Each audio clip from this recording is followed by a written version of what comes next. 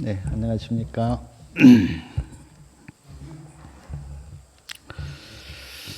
자, 요셉의 생애를 계속 생각해 보겠습니다.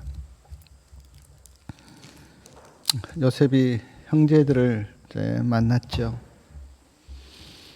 네, 그러나 형제들은 요셉인 줄 모릅니다.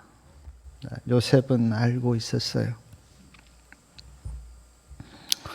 창세기 42장 24절에 보면 요셉이 울었다고 하는 말씀이 나오는데, 요셉이 참 오랜만에 형제들을 만나서 눈물을 흘렸습니다. 눈물을 흘렸다고 하는 그 의미는 제가 생각할 때 한 두 가지로 이렇게 생각이 드는데, 하나는 형제들을 만나서 기뻐서 눈물이 났고요. 또 하나는 요셉이 형들을 만났을 때 지난날 겪었던 그런 일들이 또 생각이 났을 것입니다. 그래서 눈물을 흘렸어요. 요셉의 생애를 앞으로 우리가 보겠지만 여러 번 요셉은 눈물을 흘립니다. 많이 울어요, 요셉이. 참 기쁨의 눈물을 많이 흘립니다. 그만큼 요셉의 생애는 어떻게 보면 참 감동의 연속이다, 그렇게 볼 수가 있습니다.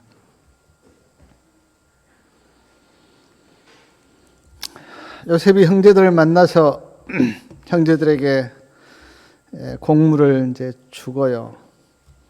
돈을 받습니까? 돈을 안 받습니다. 자루에 돈을 다 넣어요. 그리고 형제들을 이제 집으로 돌아가십시오, 그렇게 하고 시므온은 남겨둡니다.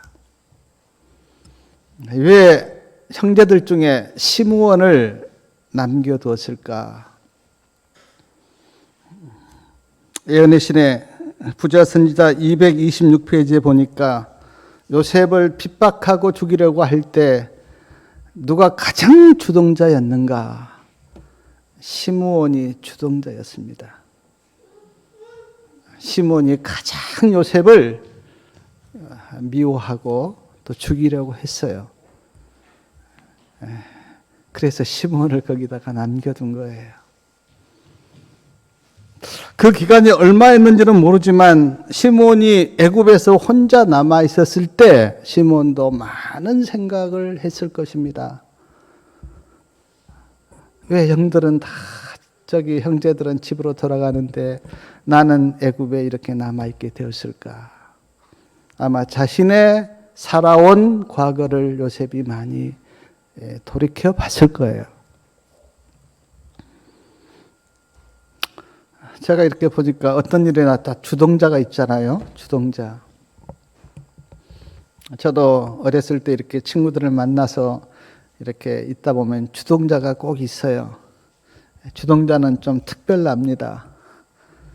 좋은 일에 주동자가 되는 것은 좋지만, 그러나 나쁜 일에 주동자가 되는 것은 좋지 않잖아요. 예언의 신에 노동조합에 가입하지 말라, 그렇게 말씀하셨는데 다 그런 의미예요. 그런데 우리가 가입해서 활동하다 보면 성격이 안 좋아집니다. 그리고 폭력적이 돼요. 우리가 품성을 건설하는 것이 우리의 최대의 과업인데 많은 지장을 받습니다. 왜냐하면 싸워야 되기 때문에. 근데 시므온이 그런 사람이었어요. 그래서 애굽에 남겨두고 다른 형제들은 다 보냅니다. 돈을 안 받고 이렇게 보내면서 한 가지 부탁을 하죠. 다음에 올 때는 누구를 데려오라? 말제아우 베냐민을 데려오라, 그렇게 부탁합니다.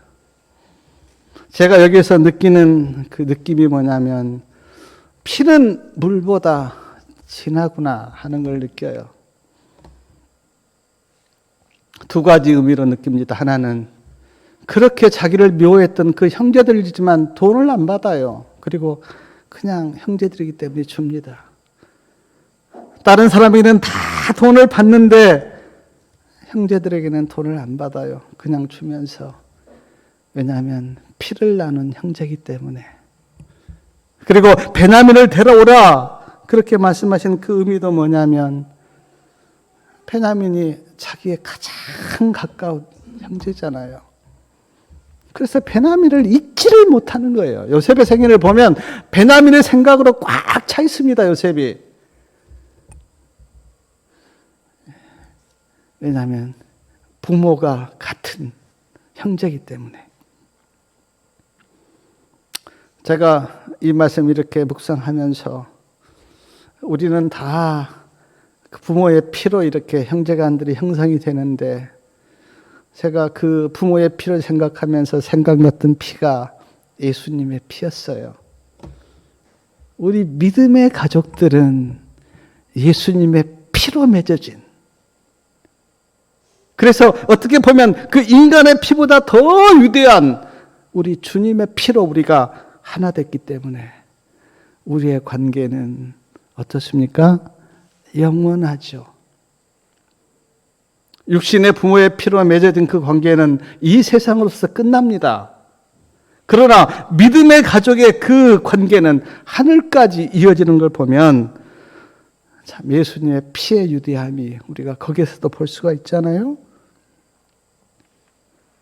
사랑하는 여러분, 전에도 이런 말씀 했지만 그 육신의 가족들은 자주 못 만나잖아요. 저도 추석이나 설에 어쩌다 한 번씩 고향 가고 잘 못 뵙니다.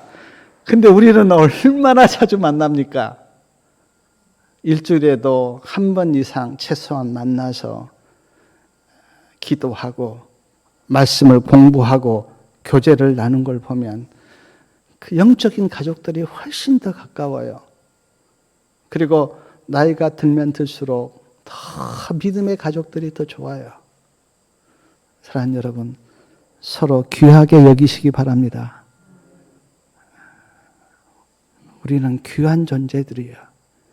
왜냐하면 예수님의 피로 우리가 연결되어 있기 때문에. 형제들이 집으로 돌아가면서 창세기 42장 28절에 보면 자루에 돈이 들어있는 것을 보고 놀랍니다. 나귀에게 먹이를 주려고 자루를 풀었는데 그 자루 속에 돈이 들어있는 거예요. 그때 놀랍니다. 놀라죠. 분명히 돈을 드리고 곡식을 사왔는데 그 돈이 도로 자루에 들어있는 걸 보고 놀라면서 하나님이 어찌하여 우리에게 이 일을 행하셨는가 하면서 놀라요. 이 말의 의미는 지금 애굽에서 겪었던 일들이 기억이 나는 거예요. 정탐꾼으로 몰려서 3일 동안 감옥에 있었잖아요. 그리고 지금 시므온은 지금 애굽에 지금 잡혀 있고, 그리고 다음에 올 때 베냐민을 데려오라고 하는 그런 총리의 그 명령도 받았고, 그래서 조마조마 오는데 풀어보니까 자루에 돈이 있는 거예요. 혹시 이 돈이 우리에게 어떤 시험을 줄까 하는 그런 생각 때문에 놀란 거예요. 그렇지 않습니까? 좋은 일이든 싫은 일이든 갑자기 어떤 일을 만나면 많은 생각이 들잖아요. 그리고 당황하게 되고. 근데 지금 형제들이 그런 거예요. 가다가 자루를 풀어봤는데 돈이 나오니까 혹시 이것도 우리에게 시험거리가 되지는 않을까 놀라는 겁니다. 집으로 돌아갔어요. 아버지에게 갔습니다. 누구를 데려오지 못한 거예요. 시몬을 데려오지 못했기 때문에 시몬이 왜 붙잡혔는지 설명을 합니다. 그리고 애굽에서 겪었던 일도 다 이렇게 설명을 해요. 오다가 자루에서 돈이 발견된 일도 이야기합니다. 다음에 올 때는 베냐민을 데리고 오라는 그 일도 아버지에게 이야기해요. 근데 성경에 보니까 베냐민을 데려오라고 했다는 그 말과 시몬이 갇혀 있다고 하는 그 말을 아버지가 들었을 때 탄식하면서 이렇게 이야기합니다. 요셉도 없어졌고 시몬도 없어졌는데 또 베냐민을 빼앗아 가려고 하느냐. 부모가 탄식하는 거예요. 지금 세 자식이 잘못하면 어떻게 될 판에 부모의 마음이 그렇죠. 장자 루벤이 아버지를 막 설득하려고 합니다. 아버지 그게 아니고 우리가 꼭 시몬과 저기 베냐민은 우리가 데려오겠습니다라고 이야기하지만 아버지 야곱에게는 그 말이 들리지가 않아요. 제가 여기서 느끼는 게 뭐냐면 아버지 야곱의 입장과 형제들의 입장이 달라요. 아버지 야곱은 오직 자식, 혹시 자식이 어떻게 될까 거기에 마음이 다 가 있는데 형제들은 그게 아니죠. 입장이 서로 달라요. 근데 우리도 살다 보면 어떤 일을 두고 입장이 다를 때가 있잖아요. 솔직히 제가 사역을 하면서 느끼는 것도 사역자가 바라보는 입장하고요, 성도님들이 보는 입장이 다를 때가 많습니다. 사역자는 전체를 보여. 근데 성도님들은 자기 입장만 생각합니다. 어떤 일을 두고 서로 입장이 다를 때 우리는 그 내 입장만 주장하지 말고 전체를 볼 수 있는 안목을 가져야 돼요. 그러면 거기에서 내가 어떻게 할 것인지 내 입장이 결정이 돼요. 근데 전체를 보지 못하고 자기 입장만 주장하고 그렇게 하다 보면 타협이 안 됩니다. 이해심이 많다, 마음이 넓다 하고 하는 그 의미는요, 다른 사람의 입장에서도 내가 생각해 보는 거예요. 이해심이 많고 마음이 넓은 사람은 늘 저 사람의 입장은 어땠을까라고 생각하고 좀 이해합니다. 근데 이해심이 좁은 사람은 늘 자기 입장만 생각해요. 나는.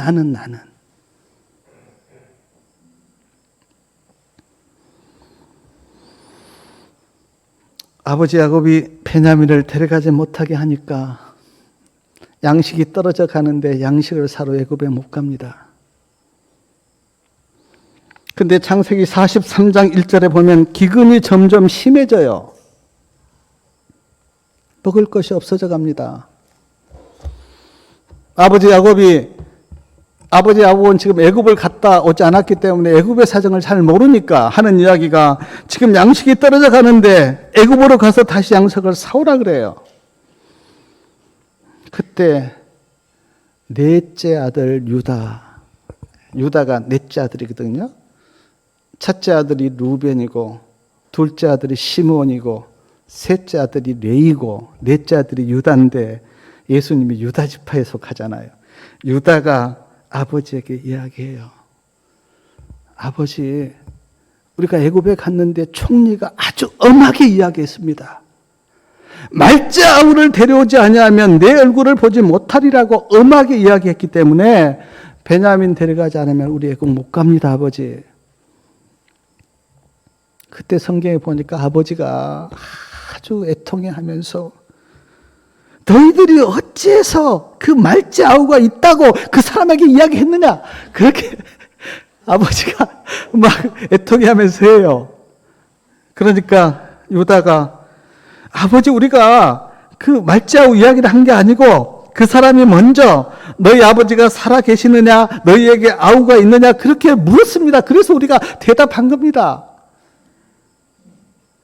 그 사람이 말째 아우를 데리고 오려고 할 줄 우리가 어찌 알았겠습니까? 그렇게 유다가 아버지에게 이야기해요. 유다가 아버지를 붙들고 간곡하게 이야기합니다. 베냐민을 우리와 함께 보내십시오. 그러면 우리가 가서 양식을 사와서 아버지도 잡수시고 우리 자식들도 먹고 우리 가족들도 먹고 살아야 되지 않겠습니까? 유다가 그렇게 이야기해요. 그때 아버지 야곱이 허락합니다. 베냐민 데려가라.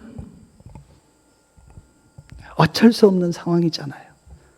양식은 없어서 떨어져 가고 가족들은 굶어가는데 다른 방법은 없고 그러니까 아버지 야곱이 허락하면서 베냐민 데려가라. 그러면서 성경에 보면 총리에게 줄 선물을 준비를 해요. 유황과 꿀과 향품과 모략, 그걸 준비합니다. 왜 준비합니까? 자식들 좀 잘 봐달라고. 우리 자식들 좀 잘 봐달라고 그 아버지 야곱이 선물을 준비해요. 이게 부모의 마음이에요. 제가 우리 성경이가 그 양평에 있었을 때 한의원을 다녔어요. 제가 농사지어서 좋은 거는 한의원에 다 갖다 줬습니다. 왜냐하면 자식 좀 잘 봐달라고. 예? 옥수수 하면은 아주 제일 좋은 걸로 삶아서 갖다 주고요. 고구마도 캐면 제일 좋은 거 주고. 그게 부모의 마음이에요. 근데 우리를 향한 예수님의 마음은 더 진합니다. 아멘. 예수님이 하나님 아버지께 가장 좋은 선물을 준비해서 드렸는데 그게 의 아닙니까? 의. 우리를 위해서. 우리를 살리려고, 우리를 구원하기 위해서. 야곱이 아들들을 보내면서요, 자루에 들어있던 돈을 다시 보냅니다. 혹시 그것 때문에 시험이 들까 봐 그걸 그대로 보내요. 그리고 양식 살 돈을 다시 보내면서 아버지 야곱이 창세기 42장 14절에 보면 하나님께 기도합니다. 하나님, 은혜를 베푸사 내 자식들이 아무 일 없이 잘 돌아오도록 하나님 도와주십시오 하고 기도해요, 하나님께. 그리고 한 고백이 뭐냐면 내가 자식을 잃게 되면 잃겠습니다. 베냐민을 꽉 붙들고 있었는데 야곱이 놔버립니다. 하나님께 다 맡겨버리고 붙들고 있는 그 자식에 대한 그거를 야곱이 그때 놔버려요. 사랑하는 여러분, 믿음이란요, 제가 신앙을 하면서 마음속에 느끼는 게 믿음이란 내가 붙들고 있는 그 무엇을 놓는 것입니다. 그리고 우리 예수님을 붙드는 거예요. 그것이 돈이든 자식이든 명예든 지위든 권력이든 그것을 내가 놓고 예수님을 붙들면서 이렇게 고백하는 거예요. 예수님 뜻대로 하십시오. 지금 야곱이 그런 거예요. 요셉은 잃어버리고 베냐민 딱 붙들고 사는데 지금 하나님께서 베냐민 내놔라, 지금 그런 거 아닙니까? 야곱이 거기에서 몸부림을 치다가 놔버려요. 내가 자식 잃게 되면 잃겠습니다. 믿음이란 그런 거예요. 제가 경험적으로 볼 때 내가 붙들고 있었던 그 무엇을 놓고 예수님을 붙들면 거기에서 안식과 평강이 옵니다. 세상 것 그것 딱 놓고 주님을 붙들면 평강이 임해요. 안식이 임하고. 물론 야곱이 자진해서 놓은 건 아니고 지금 상황이 그렇게 몰아가서 억지로 놓은 거지만, 그러나 하나님이 우리도 그런 상황으로 몰아간 적이 얼마나 많습니까? 제가 돌이켜보면 자식을 내 힘으로 키워보려고 저도 어지간히 열성을 부렸거든요. 그런데 어느 날 제가 하나님께 눈물을 흘리면서 놨습니다. 하나님, 내 뜻대로는 안 되네요. 내가 하나님께 놓겠습니다. 하나님이 알아서 하십시오. 우리들도 살다 보면 그런 상황이 얼마나 많습니까? 그런 경험 안 해보셨습니까? 하나님이 놓게 하세요. 그리고 하나님을 붙들도록 하세요. 하나님이. 중국에서 복음을 전한 허드슨 테일러 선교사 이야기 들으셨는지는 모르겠는데 제가 그 경험을 듣고 마음속에 느낀 게 참 많았어요. 허드슨 테일러는 아주 유명한 선교사입니다. 모르는 사람은 거의 없을 거예요. 중국에 가서 중국 복장을 하고 복음을 전했던 선교사예요. 영국 선교사입니다. 근데 이 허드슨 테일러가 이제 중국 복장을 탁 하고 막 복음을 전하는데 뜻대로 안 되는 겁니다. 막 복음을 대적하고 반대하는 사람들을 보면 사랑이 안 되는 거예요. 사랑이. 막 미움이 생기고요. 막 자아가 그때 일어나고. 성경에는 모든 사람을 사랑하라 그렇게 이야기하는데 복음을 전하다 보면 막 거기에 대적하고 핍박하고 조롱하고 그런 사람들 보면 막 사랑이 안 되는 거예요. 그래서 허드슨 테일러가 막 괴로워합니다. 마음이 무너지는 거예요. 그렇게 마음이 지쳐가니까 몸도 상한 겁니다. 그리고 어느 날 쓰러졌어요. 친구 메카디 선교사가 그 소식을 들었어요. 허드슨 테일러가 복음을 전하다가 지쳐서 쓰러졌다고 하는 소식을 듣고 편지를 보냅니다. 그 편지 내용이 뭐냐면 내 스스로 몸부림치지 말고 주님 안에 거하라. 그 편지 내용이었어요. 주님 안에 거하십시오. 그 편지를 읽다가 요한복음 15장 5절 말씀이 문득 생각이 났어요. 내 안에 거하면 과실을 많이 맺나니 나를 떠나서는 너희가 아무것도 할 수 없다는 그 말씀이 생각이 나서 허드슨 테일러가 아주 깊이 깨닫고 자기가 자기 일성으로 했던 그 모든 것들을 그때 딱 놓고 예수님 안에 거하면서 안식과 평강을 경험합니다. 그리고 다시 일어나요. 주님이 주시는 그 안식과 평강의 힘으로 다시 일어나서 복음을 전해서 중국의 아주 가장 위대한 선교사가 됐다고 하는 경험이 허드슨 테일러가 그렇게 경험했어요.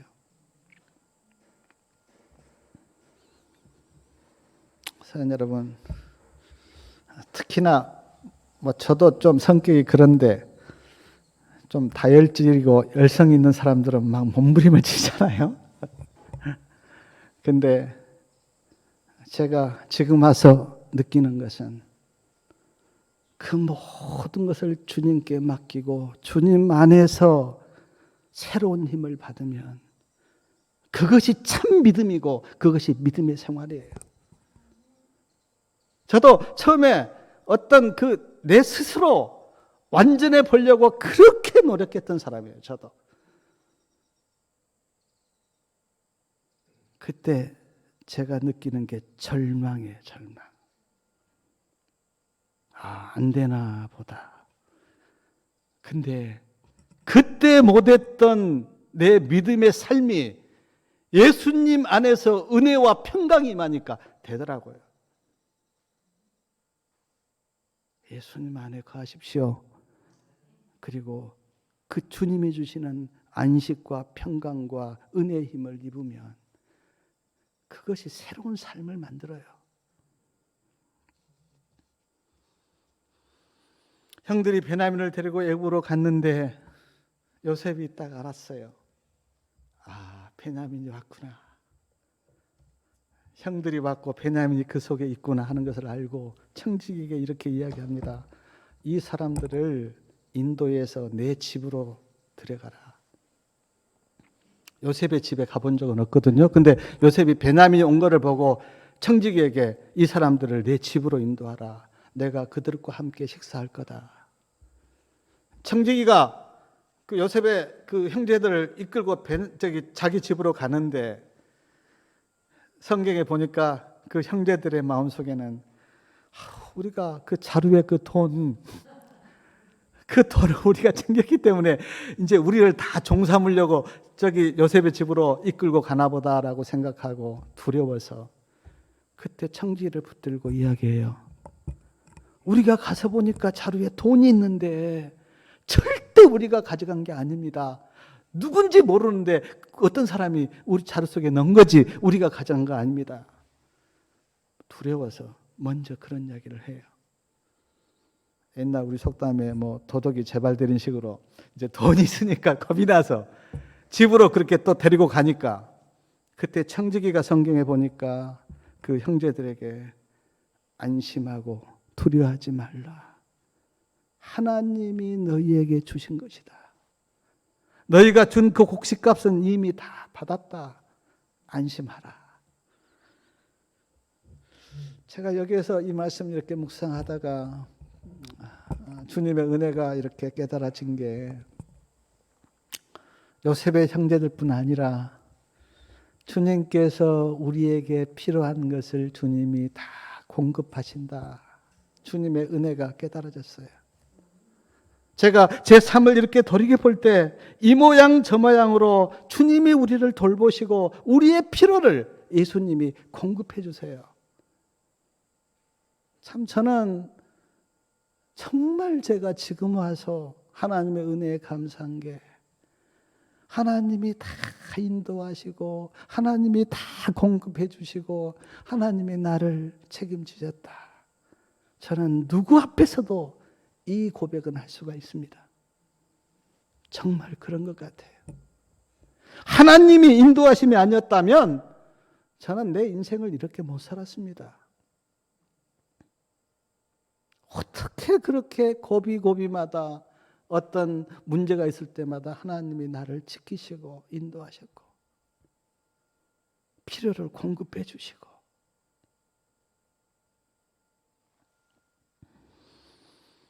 사랑하는 여러분, 우리가 사는 것이 다 주님의 은혜입니다.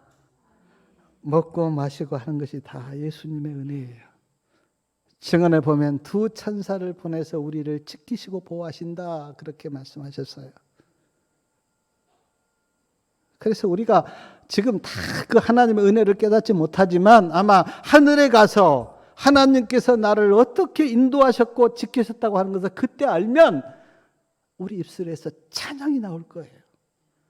하나님 감사합니다. 내가 구원받고 하늘에 온 것이 다 하나님의 은혜입니다. 노예상을 했던 존 뉴턴이 하나님의 은혜를 경험하고 막 너무 하나님의 은혜가 감사하니까 하늘에 가면 세 가지 때문에 놀랄 것이다.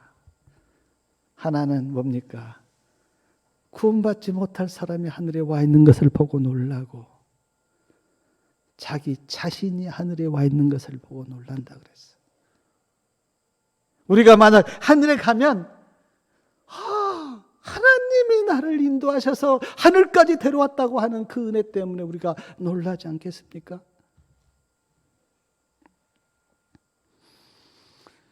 열 형제가 그 아버지 야곱이 준 모략과 향품과 향을 드리면서 엎드려 절합니다. 그리고 시므온도 이제 데려와요. 그리고 요셉도 거기 있습니다. 12 형제가 만나요. 약 20여 년 만에 12 형제가 처음으로 만나요.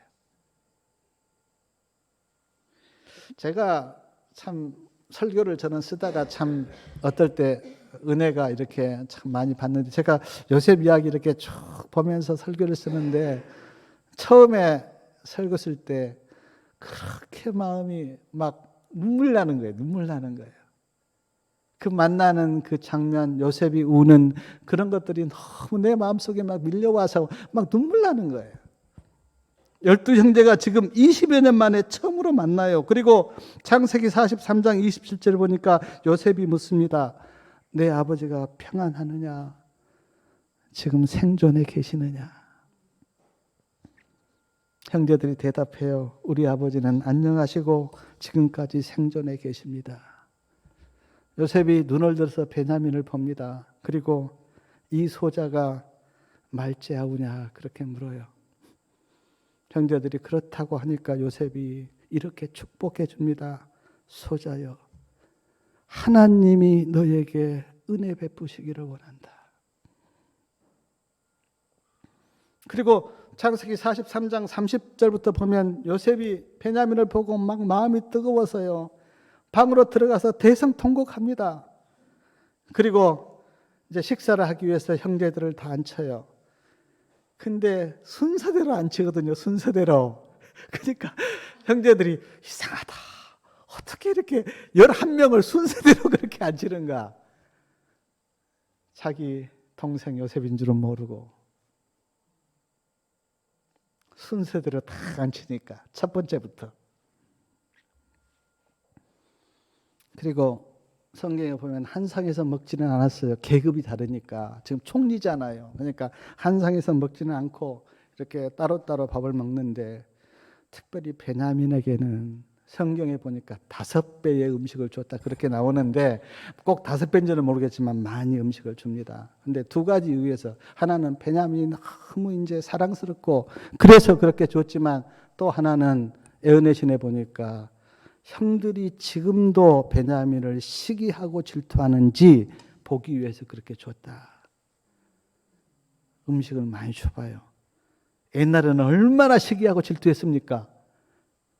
그걸 테스트해 보기 위해서 그렇게 줬다, 그렇게 은혜실에 기록되어 있어요. 그런데 형제들이 시기하지 않습니다. 그리고 요셉이 청지기에게 이야기해요. 그래, 자루에 다 양식 담아라. 그리고 돈도 다시 담아라. 그리고 베냐민의 자루에는 뭘 넣어라? 은잔을 넣어라 그래요. 은잔을, 베냐민의 자루에. 청지기가 그대로 합니다. 곡식 다 담고 돈 담고 베냐민의 자루에는 은잔을 담아요. 그리고 돌려보냅니다. 얼마 가지 않았을 때 요셉이 청지기에게 빨리 쫓아가서 그들을 아주 책망해라. 내 주인이 아끼는 은잔이 없어졌는데 너희들이 가져간 거 아니냐, 그러면서 책망하라 그래요. 청지기가 가서 책망합니다. 우리 주인이 아주 아끼는 은잔이 있는데 그 은잔이 없어졌는데 너희들이 지금 훔쳐간 거 아니냐. 형들이 놀라죠. 무슨 말씀을 하십니까? 우리는 절대 훔쳐오지 않았습니다. 그때 청지기가 그러면 좋다, 내가 한번 자루를 다 열어보겠다. 그리고 루벤부터 자루를 다 열어봐요. 누구 자리에서? 베냐민의 자루에서 은장이 나온 거예요. 형들이 놀라죠. 너무 참담해서 성경에 보니까 옷을 찢었다 그랬어요. 옷을 찢었다. 그리고는 다 이제 붙들려서 다시 요셉에게 옵니다. 요셉이 또 막 호통을 치죠. 너희가 어찌하여서 이렇게 큰 악을 행했느냐 그러면서 막 호통을 치니까, 그때 유다가요. 유다는 참 내가 봤을 때 형제중에 제일 똑똑한 것 같아요. 유다가 보니까 유다가 이렇게 이야기합니다. 요셉에게 우리가 무슨 말을 하오리까? 무슨 설명을 하오리까? 어떻게 우리의 정직을 나타내겠습니까? 그러나 지금 베냐민의 자루에서 은전이 발견됐기 때문에 할 말은 없잖아요. 그때 유다가 이렇게 고백해요. 은전이 발견된 자와 우리가 다 종이 되겠습니다. 요셉이 아니다, 너희들은 다 집으로 돌아가라. 은전이 발견된 자만 내 종이 되라. 아마 그 요셉의 마음속에는 베냐민을 사랑하니까 베냐민을 곁에 두려고 이런 계획을 꾸민 것도 같아요. 내가 볼 때 은잔이 발견된 자만 내 종이 되고 너희들은 다 집으로 돌아가라.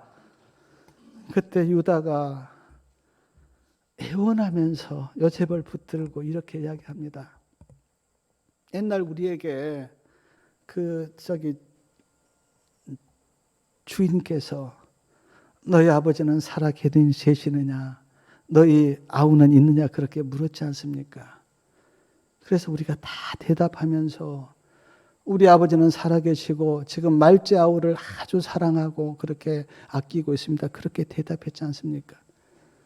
이번에 우리가 말째 아우를 데려오려고 할 때 우리 아버지가 아주 반대가 심하셨는데, 우리가 약속하기를 반드시 베냐민을 데려가겠다고 그렇게 약속하고 말자우를 데려왔는데 만약에 말자우가 가지 못하고 여기에 있고 우리만 돌아가면 아버지가 살지 못하고 돌아가실 겁니다.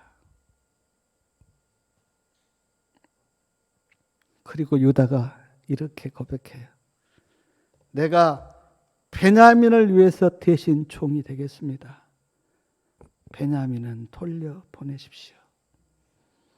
이 말에 요셉이 마음이 녹아버려요.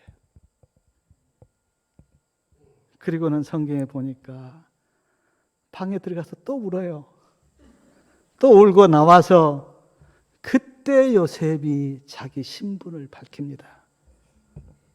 내가 요셉입니다. 형제들이 믿질 못하죠.